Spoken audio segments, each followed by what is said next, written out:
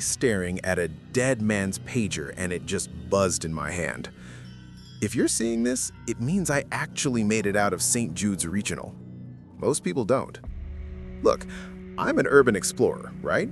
I've seen the sketchy stuff. Needles, bloodstained mattresses, you name it.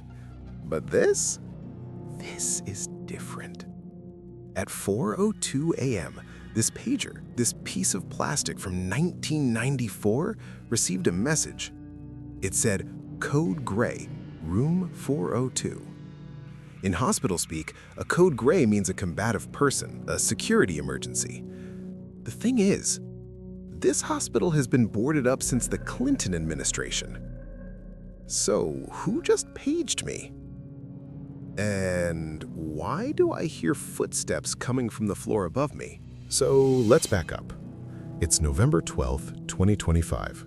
I'm in Central Ohio at the old Miller-Crest Psychiatric wing. I was there with my buddy, Marcus. We were just looking for some cool B-roll for the channel, you know, the usual. Everything was normal for the first hour, just cold, quiet, and smelling like wet concrete. Then we found the nurses' station on the 4th floor. It was like they just left. Half-eaten lunches on the desks, patient files everywhere. And sitting right there on the counter was this pager. It looked brand new, no dust, no grime. I picked it up as a joke. I told Marcus, "Hey, maybe I can get a signal." We laughed. But then the screen flickered. It chirped, that high-pitched digital scream from the 90s. Marcus stopped laughing. He looked at me and said, "Dude, put that thing back right now." But I didn't, because the pager started vibrating again. And this time it just said, "He is loose." Okay, so Marcus is freaking out. He's already heading for the stairs, but I'm stuck. I found a logbook under the pager. It was dated August 14, 1994.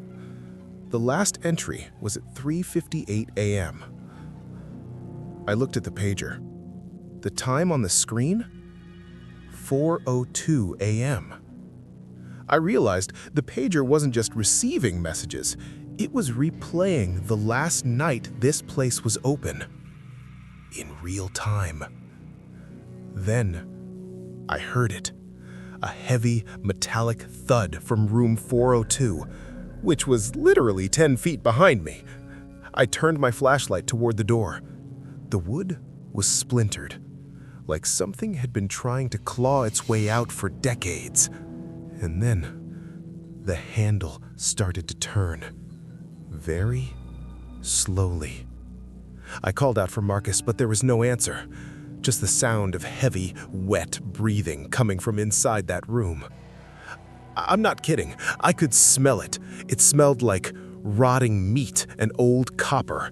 I ducked into the nurse's station and hid under the desk. I could see his feet through the gap. Bare feet. Gray skin. The toenails were gone. Just raw red stubs. That's when I saw the rest of the file on the floor. Leo Cooper wasn't just a patient, he was a special project. The note said he didn't respond to sedatives, that his body temperature was 82 degrees. He was technically dead while he was still talking. The code gray wasn't for a fight, it was for a containment breach. The staff didn't run away, they were locked in with him to keep him from reaching the city. I heard the pager in my pocket go off again. I tried to muffle it with my hand, but it was too loud. Beep, beep, beep. The feet stopped right in front of the desk. Everything went silent. No breathing, no footsteps, nothing. And then I heard a voice. A raspy, dry voice from right above the desk. It said, "Is it time for my meds?" I looked up. The ceiling tiles were moving. He wasn't standing in front of me. He was crawling on the ceiling like a freaking spider. I didn't think, I just bolted. I slammed into the hallway and ran for the stairs. I could hear him behind me. It sounded like wet leather slapping against the floor. Slap, slap, slap. He was fast. No cap, he was faster than any human should be.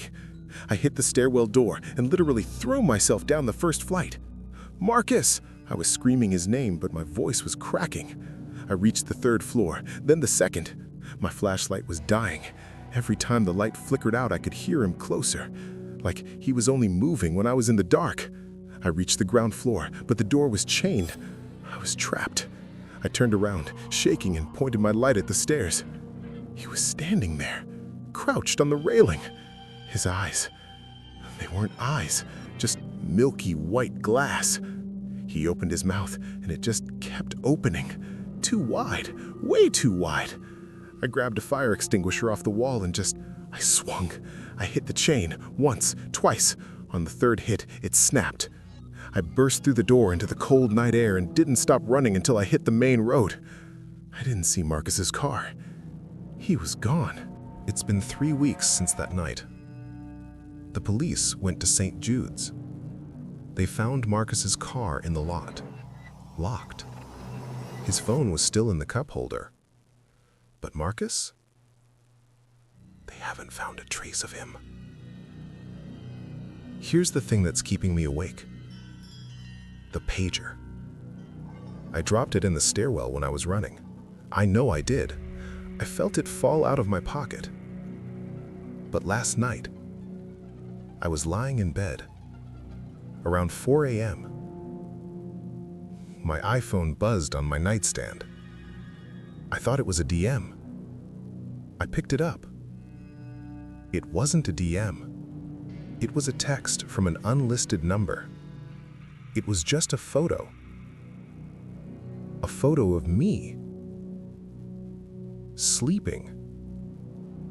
Taken from the corner of my ceiling. And the caption? Code Gray. Room 102.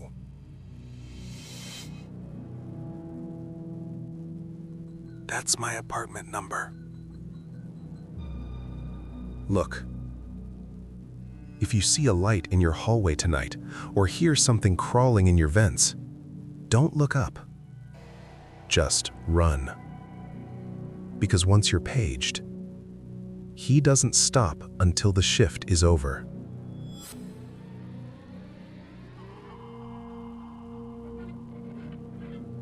Stay safe, Shadow Lore.